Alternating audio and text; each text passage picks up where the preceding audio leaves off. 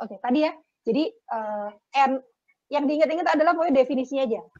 Problem NP itu kalau dia punya algoritma verifikasi yang polinomial, udah gitu aja. Jadi nanti kalian tinggal lihat aja, kalau ada problem ditanya itu NP atau bukan, ya udah di apply aja. Kalau udah tahu definisinya mah harusnya kan bisa gitu ya. Nah, kemudian setelah NP ada satu lagi NP hard gitu. Oke, NP hard itu bentar ya, saya copy paste ini aja. Katanya problem set itu termasuk ke dalam NP hard.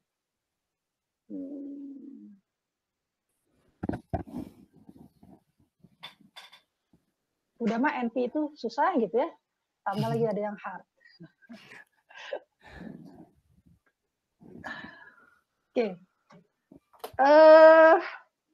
Bentar, saya baca dulu.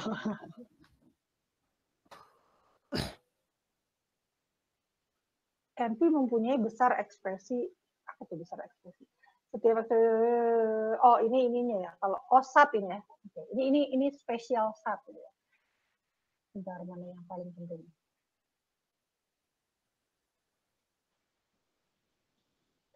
Oke. Jadi syaratnya NP hard itu, kenapa dia disebut NP hard? Karena dia harusnya lebih apa ya? Kalau gampang-gampangan ya, ini mah bukan gitu sebenarnya. Tapi kalau mau gampang-gampangan, saya ingatnya gini biasanya. NP hard itu kan ada tulisan hard ya gitu ya. Jadi dia itu harusnya lebih jago gitu ya. Pokoknya lebih canggih gitu kan, yang susah-susah kesannya lebih jago gitu ya kalau ada yang bisa nyelesain. Itu daripada problem-problem NP yang biasa gitu. Ya kan? Harusnya gitu kan. Atau sebenarnya kalau dalam kasus ini dia itu lebih generik sebenarnya gitu. Lebih generik tuh masih ingat ini enggak yang IS aja deh. Independent set sama vertex cover gitu ya. Nah, ini nih udah dibikin nyambung kan. Dibikin nyambung tuh artinya misal saya bisa menemukan solusi someday gitu, ada researcher yang menemukan solusi dari vertex cover polinomial gitu, nggak eksponensial misal gitu. Jadi udah dapat nih saya mesinnya gitu ya, algoritmanya nih udah dapat nih untuk visi gitu. Jadi kan kalau misalnya saya ada inputnya kan harus berupa graf kan gitu ya, sedemikian rupa sehingga nanti saya bisa dapat berarti saya outputnya K-nya gitu kan ya. Kalau optimisasi kan gitu. Oh berarti kalau misalnya inputnya graf, terus saya dapat nih berarti vertex covernya segini gitu.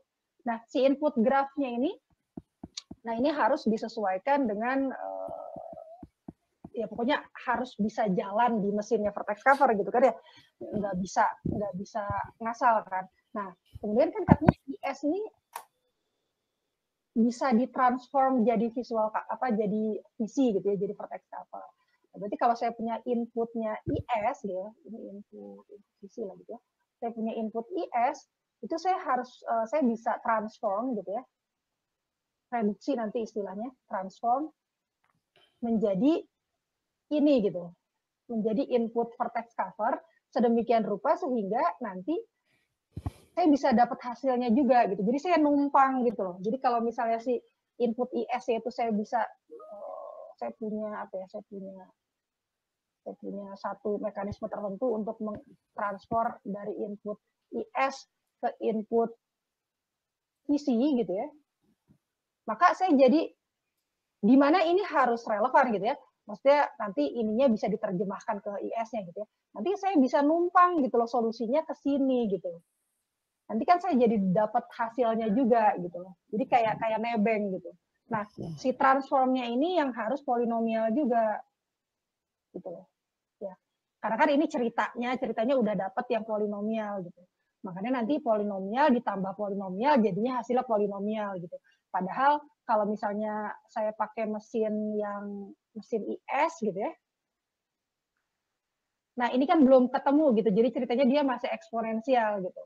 Ya, jadi semuanya ceritanya masih eksponensial. Tapi suatu saat tuh ketemu mesin vertex cover yang polinomial gitu.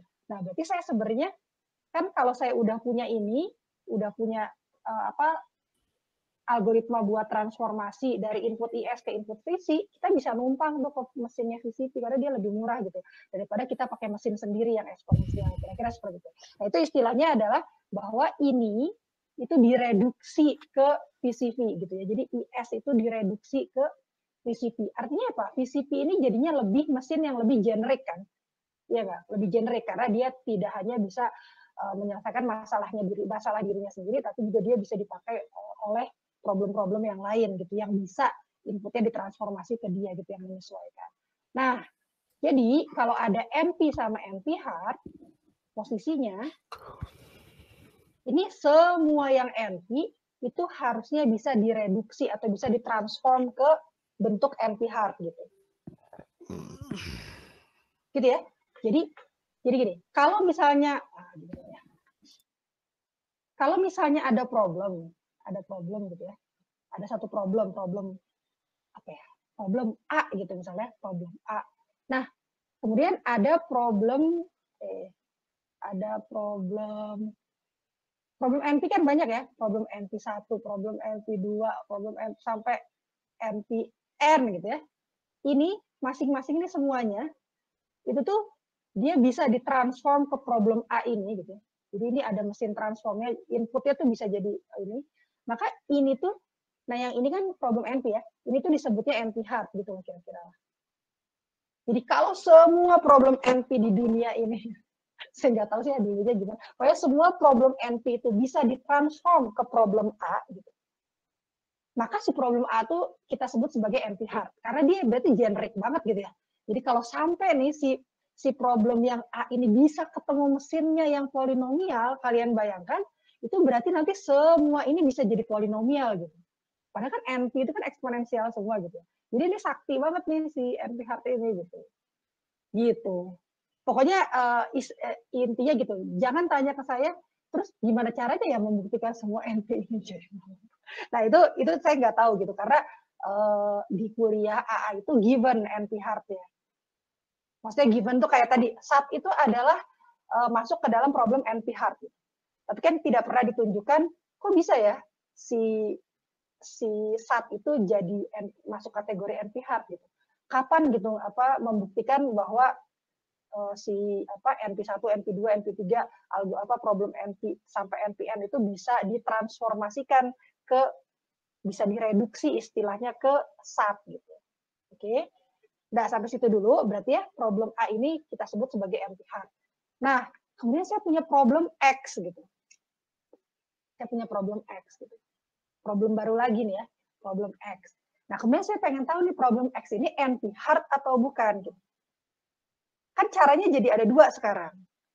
Katanya caranya ada dua. Gimana caranya?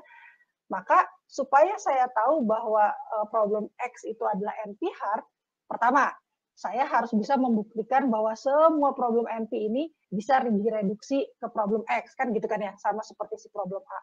Atau daripada saya susah-susah gitu ya, kalau saya udah tahu nih ada problem yang NP hard, kalau sampai si problem yang NP hard itu bisa direduksi ke problem X ini, maka dia juga NP hard gitu. Karena kan satu entitas ini yang NP hard ini kan dia sudah, jadi ini tuh kan bisa direduksi semua ke dia gitu. Jadi kalau sampai si yang generik ini bisa transform, bisa direduksi ke problem X, berarti kan si problem X ini mesinnya lebih generik lagi gitu, lebih sakti lagi gitu. Jadi makanya disetarakan gitu ya statusnya gitu, dia sama-sama NP hard gitu. Jadi alih-alih saya pakai cara yang susah ini, mendingan saya pakai cara yang ini gitu, yang susah juga sih sebenarnya, tapi setidaknya cuma satu gitu loh, daripada semuanya gitu. Oke? Ngerti nggak sampai sini? Jadi singkatnya gini Bu, seandainya kita memiliki suatu algoritma dan kita pengen tahu dia itu NP hard apa enggak, jadi kita harus cukup cari existing algoritma yang sudah diakui sebagai NP hard dan kita coba cari caranya itu ditransform, bisa nggak kita mentransform NP hard yang sudah diketahui itu ke problemnya kita. Kalau mau bisa, berarti itu gitu ya. Betul. Okay. Ya gitu ya. Jadi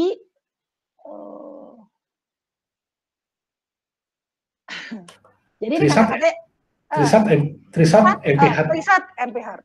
Karena nanti kan ada kan yang membuktikan dari SAT bisa ke Trisat nanti lah ya. Sebentar, ini SAT di sini, kalau di sini kan SAT itu adalah NP hard gitu. Karena yaitu problem SAT sesulit semua problem NP. Ya, gitulah pokoknya. Jadi apa sebenarnya dia bisa lebih sulit lagi. Jadi ini kalau dimasukin ke NP hard itu pasti dia sulitnya minimal sama dengan yang ini gitu loh. Ya jadi ini sebenarnya apa ya? Berarti kurang dari sama dengan lah kalau mau dibikin relasinya gitu. Gitu loh. Kurang dari sama dengan. Kan ini harusnya minimal sama saktinya dengan problem-problem NP gitu. Bahkan harusnya dia lebih sakti karena dia lebih generik kan gitu. Jadi makanya di sini istilahnya sesulit semua problem NP gitulah. Jadi minimal dia pasti sesulit semua problem NP. Bisa jadi mungkin lebih sulit gitu kali. Atau betapapun sulitnya problem NP selalu dapat oke. Ya gitu. Jadi mau sesulit apapun si NP ini, dia tuh punya cara untuk menjelma menjadi inputnya si problem A gitu ya. Atau di sini kan problem A-nya berarti diketahui ya SAT gitu. Ya. Jadi semua NP itu kan bisa ditransformasikan ke SAT. Kok bisa sih? Nah ini kalau kalian mundur lagi ke yang tadi, yang ke sebelumnya lagi, itu kan sebenarnya agak-agak sudah dibuktikan bahwa semua algoritma itu bisa kita transform ke dalam bentuk CMF itu loh, yang NOR itu, yang asersi itu. Ya, jadi ceritanya kan begitu kan ya. Jadi kan NP ini kan nanti kan bentuknya solusinya kan pasti algoritma dong gitu ya. Algoritma kan ya begitu-begitu aja, maksudnya bentuknya statement gitu kan, beberapa baris statement kan, pasti kan jadinya algoritma. Nah, mau sesusah apapun algoritmanya, ini kan nanti bisa yang pakai assertion itu, jadi dijadikan yang bentuk begini loh, yang bentuk or terus di end kan, gitu kan ya, bapaknya kan udah menerangkan itu. Katanya semua algoritma tuh pasti bisa dibuat seperti ini, gitu kan ya. Nah, bentuk seperti ini yang disebut sebagai SAT gitu. Makanya kenapa SAT itu diklaim sebagai NP hard gitu, karena pasti semua bentuk NP ini bisa diubah menjadi bentuk CMF. Oke. Nah, kemudian problem selanjutnya adalah ini berarti problem A-nya SAT ya. Sekarang problem X itu trisat. Bagaimana kita cara membuktikan? Rasanya ada deh. Mungkin nggak